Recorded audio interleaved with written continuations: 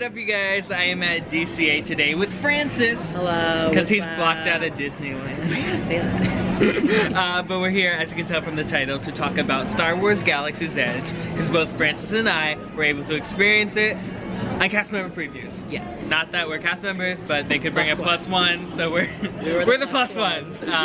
And it's cool because we didn't go together. We actually had 2 different reservation times. So he actually went during the day from 10 a.m. to 2 p.m. and I got to experience at night from 7 p.m. to 11 p.m. So we're kind of gonna go over a bunch of different topics. Yes. So let's get into it.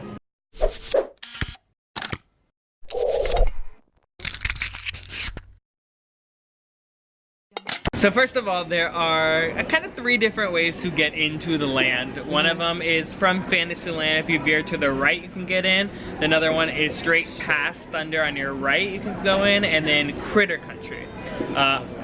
All the way by Critter Country. Unfortunately, I think Critter Country is just going to be an exit. Yes. For right now. Yes. So you have the 2 entrances on the side, and I actually entered from by Thunder Mountain. And where'd you enter? And then I entered through Fantasyland on the far right hand side, Yeah. like once you walk through. So we entered like 2 different ways, which is cool because once you enter, you see obviously different things. And when I came in, basically, we're gonna just go over a little layout. When I walked in, there was straight ahead, there was like this little circle area with like a spire, and then some like droids hanging, and then some bathrooms. And then what happened when you walked in? So when I walked in, mine actually had like a giant archway with like 2 like kind of like posts. So it's like a bridgeway. So you go under, there's like worn out flags on it. And then my first view was actually the First Order base. You see Kylo Ren's spaceship, and then you also see this huge First Order banner. Also, what I noticed was there was kind of like a little bit of a stage in it where the plane was. So Kylo Ren actually goes up there, goes in the ship. Well, he does like a little show, which I think is so cool.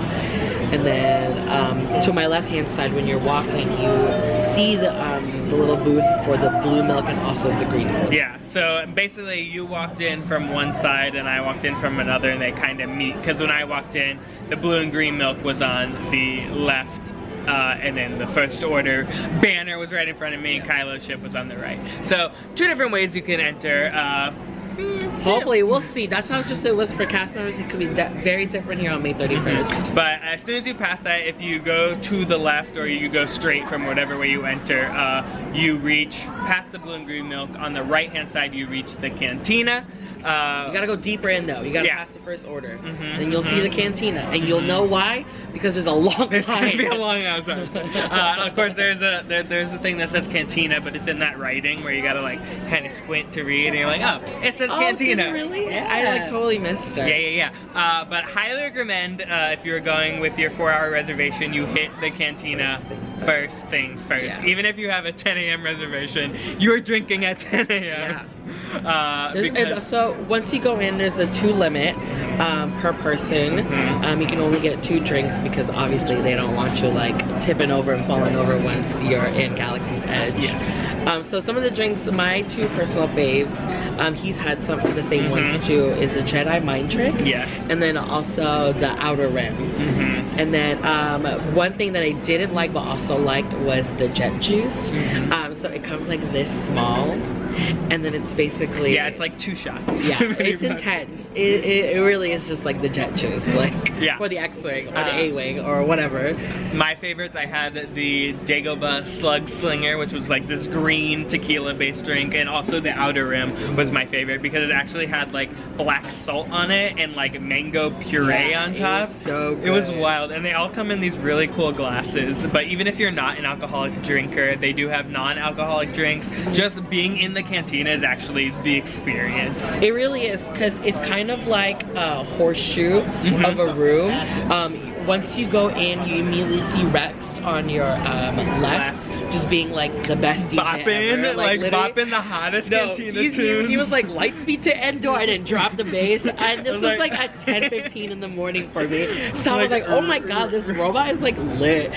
And then to your right hand side is all of the bartenders, and then you don't like, I don't think they do like separate like shots, or I think it's just all catered to whatever they have. Yeah.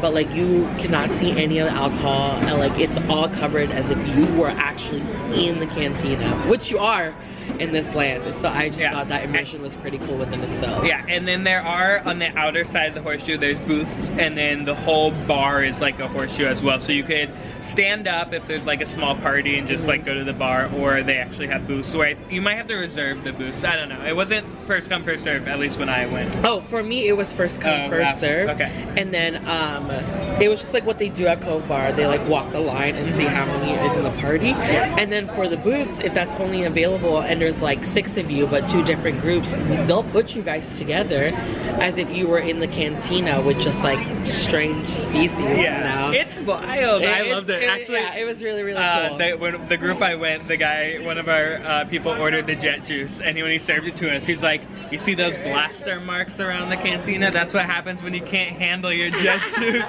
And I was like, "This is great." Like, already honestly, beaming on point. give it to me. So that's the cantina. Do it.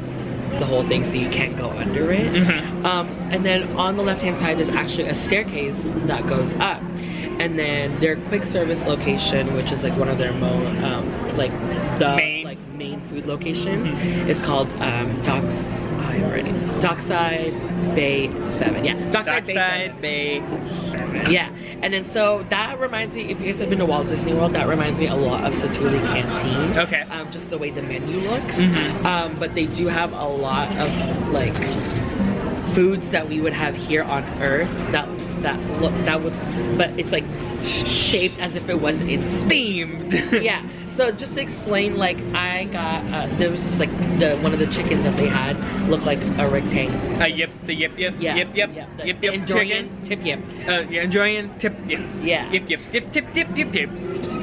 Yeah, so that's exactly what it looked like. But other than that, the whole theming is that there's a spaceship, and it's a spaceship food truck, and up above they actually drop the food in there, and then so that's like where Dockside Bay Bay 7 comes from. Personally, I didn't eat anything from Dockside Bay, but is that all you had? Yeah, I had the tri-tip and also the chicken that they had, both amazing. Even the meatballs, oh my god, I think the meatballs are like my favorite part. Yeah, because they had like pita bread and also hummus, and all of it together just blended so well. Yeah, and then besides just that quick service, as soon as you exit out and basically do like a U-turn around the corner, the backside of Dockside Bay is another quick service where there's no even seating options. It's Ronto Roasters. The best. Which is based a guy who took an old pod racing engine and like it's cooking meat off the fire of the pod racing engine. And they have 2 different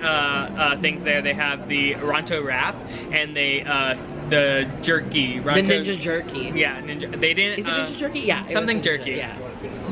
But I had the Ronto wrap, which is like this sausage link. Portuguese sausage. Yes, yeah. With like on a pork. pita bread and like coleslaw, kind of, not like super coleslaw, and then this like sauce. It was so good. So good. I can't wait to go back. The best, honestly, the best. Like anytime I'm hungry and I want to get something fast, you can mobile order from there, and that's just nice. That's just gonna be it. I mean, the Ronto wraps, must try. Yeah, piggybacking off of that, they also have a breakfast version of it. Yes. The morning wrap, and it comes with egg and cheese, and also the Portuguese sausage. And I don't know about the pork. And also they have like 3 specific juices. Yeah, like drinks. They're like teas? Kind of ish. There's a lot of like fruit-based drinks in there. The one that I remember the most is the Tatooine Sunset. I love that one. I think that one's my favorite out of the 3. I didn't have any of those, but I can't praise the Ronto wrap enough. It is delicious. That's the food. That's like the 2 food centers, like they're literally right next to each other. Yeah, and then we have we talked about it a little, but we have the blue and green milk, which is kind of by like where the entrance is, and Two different flavors. They're both frozen milk based, but they're based off rice milk and coconut milk. So there is actually no dairy in these drinks, which is great. And they do have the consistency of kind of like yogurt. Yeah, it's like a little bit more thicker and like pastier. There's like an aftertaste of like a It's like milk. a frosty, but like not harder, but it's just like it's more. There's hold to it, you know? Yes. Like there's hold to it. Yes. Like it doesn't like swish and swash like the in viscosity. Yeah, it's like molded to the cup, like it stays. But the flavors for blue milk is more of a melon kind of base flavor, and what they describe the green one to be is like orange hibiscus, so it has more of like a earthy. It tasted like there's like an aftertaste that almost tastes like a grass shot, like a flower. Yeah, like hibiscus. Yeah. So I would highly recommend the blue milk over the green milk. But if it's your first time and you have a reservation, just get both because you don't know when you're gonna come back in. If you're bringing a +1, you guys can just split it because that's actually what we did with my +1. So we did that. Yeah, everyone for mine too. Everyone just like bought blue and green, and everyone was just like rotating. So that was so good. That was good. It was delicious. After the blue milk, another thing that's specific to Black Spire Outpost is they have flavored popcorn. Like I didn't have it, but he didn't have it either. But it just looked really, really It's blue good. and red from what I remember. Mine was orange and purple.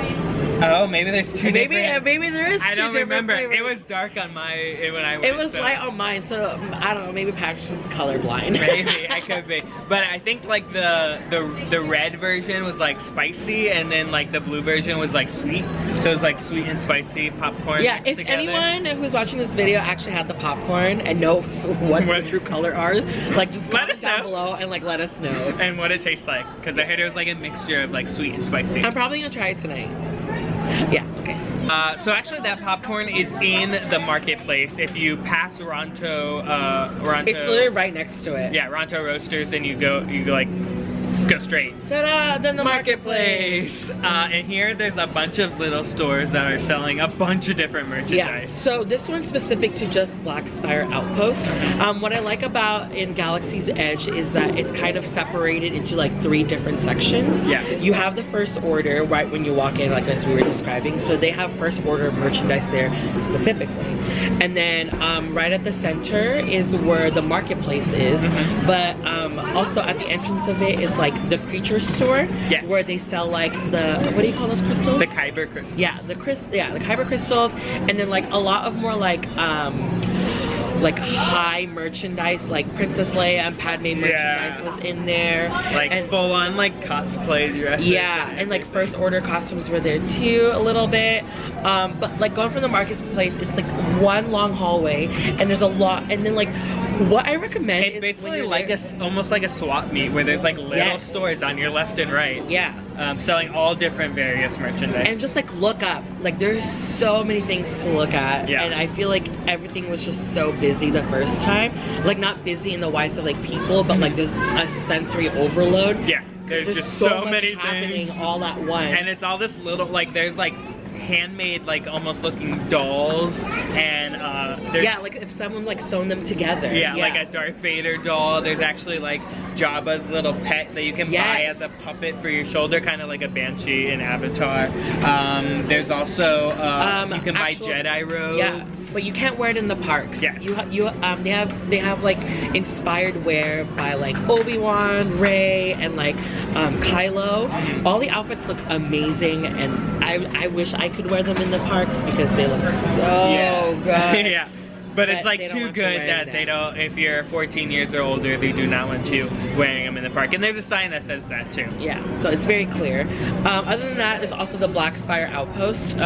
So that's like one of like the second merchandise is that people, like the story is that like people don't know that they're in the Star Wars like movies, like we're actually just jumping into the world. So Batuu actually is the planet, and then like the mini city you're in is Black Spire Outpost. And then so the whole story that everyone knows, everyone's caught up, like everyone knows everything about every single Star Wars film, but they know it as like legends. And then what is it called? It takes place a month after the Last Jedi. Yeah, so that's where we're at. So it's just gonna keep growing and evolving in the future, I feel. Yeah, because we'll talk about this later, but one of the Lightsaber Experience, they mentioned Luke Skywalker is dead.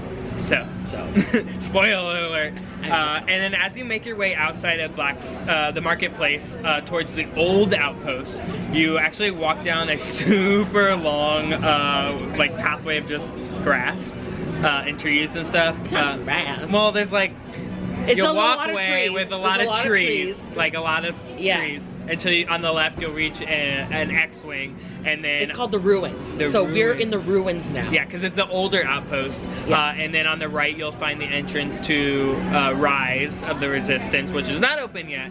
But hopefully. Yeah, so there's two merchandise kiosks here now. Yes. So once you go through the ruins, that's actually where Rise of the Resistance is, and that's where the Resistance landed their ships, and that's where they made a base. So over there is actually really cool because none of the First Order actually go over there. Chewbacca and Rey. Was over there. Yeah, Chewbacca and Rey actually walk around the whole section of the ruins, and then Chewbacca, there's like these huge like antennas that he actually like fixes because they're supposed to like spurt water. Oh yeah. When it gets like super hot. But Chewbacca actually has like ways that he can fix it, and then not only that, he was saying that there's an X-wing and an A-wing there. So just like in the First Order, Kylo Ren can go up to his ship, right? Well, Chewbacca can do the same with the X-wing there. He can actually fix it and then like make it work again. Yeah. And I just thought that was so cool. Yeah. I didn't see that, but I also heard stories that he can do the same thing, and he can actually go under the Falcon and fix stuff in the Falcon too. Oh my god! So that would be really cool to see. The First Order right there. That can be cool. So to keep an eye out on that. Again, with all these ships too, they've positioned PhotoPass people in front of them. So if you want to get pictures with any of the ships, there's a PhotoPass person there, especially if you have Max Pass and you get free downloads and all that good stuff. Yep. But going back towards the marketplace, there's two main pathways, like huge pathways. Yeah. And there's two different experiences you can do in terms of merchandise. One of them is the Droid Depot. Oh my god. Okay, so this is the one me and my friends did. Yeah. So the Droid Depot is actually $100. And then once you purchase the experience, you're given a bucket.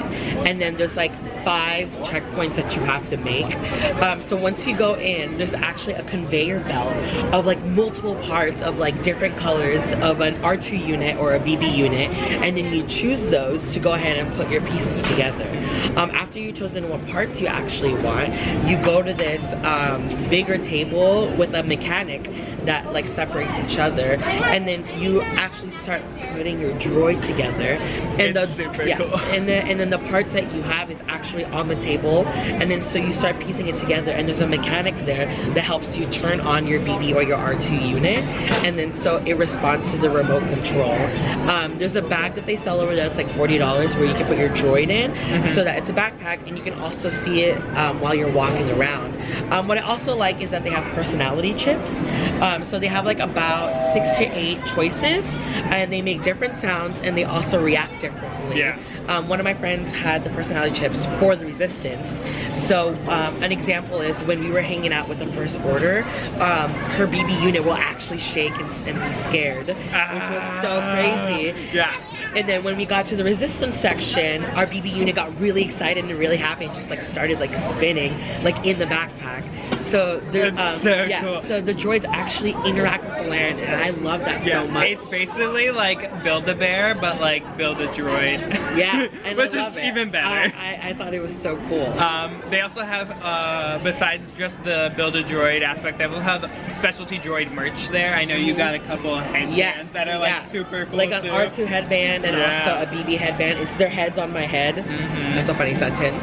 And then they actually talk to you because there's like 3 different modes: off, and then just with the light, and then also the light with the sound. Yeah. So cool, if you want any droid merch, go to the Droid Depot. Yeah. The other specialty merch experience is the lightsaber builder experience, and that is $200.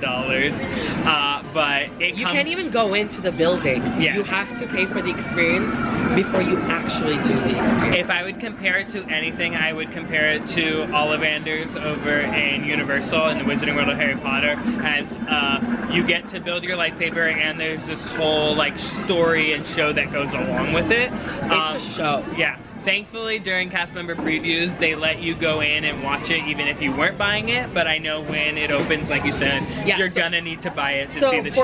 For his group, he didn't have that many people, so they let them watch. For mine, it was a full, it takes about 14 people, but each person that makes a lightsaber can bring up to 2 people with them. That could possibly change when the land opens and only bring 1, but it is a unique experience. The lightsaber experience, also, you choose between 4 kyber crystals. 4 kyber crystals. Basically the color of your lightsaber. Yeah, and then 4 different types of lightsabers. There's one that's specific to like power and control. There's one that's elemental. There's one for like defense, and I forgot what the last one was. But there's 4 types of lightsabers, like the holding, like the hilt.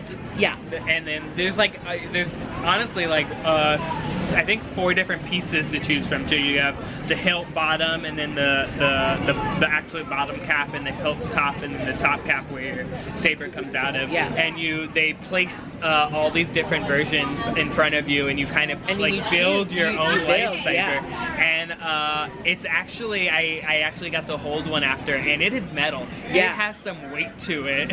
You can actually battle with the lightsabers that they sell over here, because when we were playing with the lightsabers, we were trying to hit to make it a noise, but they were like, no, like literally hit it. And then it's just like a full, like you can battle with this if you wanted to. Star Wars fans are gonna lose their minds just with this experience by itself, because I wasn't even building it. Yeah, I was just watching. I was like, oh. And like I felt like I had an experience with everyone. Like I don't want to spill too much to it. Yeah, just know there's one thing that you definitely should experience. Whole story to it. There's a whole lighting cue, audio. I like teared at the end because I was just so emotional, because these are people who are so passionate about like Star Wars, and like this is their dream to make a lightsaber. So seeing that come into full fruition is dope as heck. Yeah, once like everyone like turns their lightsaber on, and it's magic. It is magic. It was so fun. It was so fun. And then finally, I'm sure all you're waiting to hear our review of Smugglers Run, because obviously Rise of the Resistance is not open yet. So the only ride open currently right now is Smugglers Run, and it is an experience. Yeah. First of all, the line itself, you enter right by the Millennium Falcons, right to the left of it. You go up. There's like you go through like a couple different bays. A cool thing to look out for, those again, because this story takes place after The Last Jedi. Porgs are around, and you can actually spot different Porgs' nests in the queue line. So look around for the different Porg nests until you get to the top of the line, because you actually wind your way up. You can see an overview of the Millennium Falcon, which is too. I lost my mind there too. Yeah, because you think like it's really detailed, but then you go up and you're like, everything is to the T. Like I'm just like wow. Yeah. Like wow. And then once you make it to the front, you are put into like a showroom where you'll meet Hondo. Hondo's basically your master. Basically, since he's hiring you to smuggle for him. Yeah. Since Han is no longer around, he's acquired the Millennium Falcon with Chewie, and sends you on a mission to smuggle something. So once he tells you about your mission, you go. You're separated. 2 groups will be separated to 2 different ways, and this is when you'll get your assignment and a color. Yes. Basically, there is 6 people per 6 people Falcon. And then 3 different jobs. Yes. So to go down the line, you are a pilot, or you're a gunner, or you are the engineer. Yeah, so 2 pilots, 2 gunners, 2 engineers. Yeah, pilots are really cool. So if you wanna say you are going on the right side focuses on going up and down for the Millennium Falcon, and it also focuses on light speed. Yes. The left side of the pilot actually moves the Millennium Falcon left or right, so that's totally up to you. And then you have to press some buttons too, because there's some important parts in the ride itself. Also, now for your gunners, there's 2 options. You do the automatic or you do the manual. The manual one's for very, very like professional Yeah. shooters because there's Try like, automatic first. multiple buttons that you need to press that go up and down, and then you don't have a target, so you just have to see where you're shooting already. But auto's easier because you just like press the button multiple times and just like shoot your way through. Yeah. And then engineer, I got to ride the Millennium Falcon twice. I didn't get to do engineer, I only got to do pilot and also gunner. Yeah, I didn't do the gunner, but I did pilot and engineer. Basically, it's very interactive that when the pilot messes up and like hits a wall or hits a ship, the ship actually breaks and it's the engineer's job to fix that. So basically, if they hit something and something goes wrong, a bunch of buttons will light up and you have to like basically fix the Millennium Falcon. Yeah. So if you have a bad Because pilot, yeah. it can get crazy. Every ride is unique because it's literally a video game. Yeah. You are piloting the Millennium Falcon, so whatever you do, it's like gonna everything happen. matters. Like every person in those chairs, they have a job. If the pilot hits a wall, you're gonna crash. If the gunner doesn't shoot a ship, that ship's gonna shoot you. Yeah. If the engineer doesn't fix the ship, I don't know what's gonna happen. And yeah, I haven't found out what happens, but there's definitely like it plays it off by the sequence like flawlessly too. Like every decision that you make matters to the story of the ride itself. Yeah, in the ride, your objective is to capture even two different things. I don't want to give too much away, but you can even not even capture those things, or you can only capture one of them. And then you fail your mission, Yeah. and you're immediately sent back to Batuu. Basically, and I think this has been described before, but if you wreck the ship or if you only get one of the things, Honda responds to you, and as you leave the Millennium Falcon, things are like sparking and like lights are flickering, and you get, depending on how successful your mission was, you actually get credits, which you can use with the Disney Play app. The more credits you get, whatever. The more things you can buy on the app. Yeah. But I don't know what that means yet, because we didn't have our phones in the preview, but we were able to check out phones in the land and actually play on the app itself. Yeah. So it's only evolving, so we'll see what happens. But before we actually, we were just talking about like your position on the ride. Yeah. After you go to Hondo, you actually wait in this waiting room. Yes. And then it's so much fun because the virtual chessboard is there, and then it's a big loading room that you can actually walk around in and see. And then one of my favorite parts, this didn't happen to Patrick, for mine, the Millennium Falcon actually shut down while I was waiting. Yeah, and this is just in the waiting area. Yeah, this is the waiting area. So you have to like run around and like press a certain button to like stop whatever's happening and to turn on the Millennium Falcon back on again. It's like the most interactive queue and this is just like the first everywhere. ride too. Yeah. Like we haven't even gone on Rise of the Resistance, and that's supposed to be like the most elaborate e-ticket attraction we've ever had. So experiencing Millennium Falcon Smugglers Run is crazy enough, like just by As it is, yeah. So obviously there's so much to experience in Galaxy's Edge, but thankfully the 4 hours I was there, I got to experience everything. So hopefully, Me too. hopefully those 4 hours for you, those of you who have the reservation, can get everything in. Also some fun tips as you're exploring Galaxy's Edge. There's going to be some lingo going around that you're probably gonna know. Genie lessons. Yeah, I got them. go. I got them. Okay. So a greeting that they will say is bright suns. If you're in the day, bright suns. If it's at night, rising moons. Yeah, and so that's the way they greet you. That's basically how you say hello.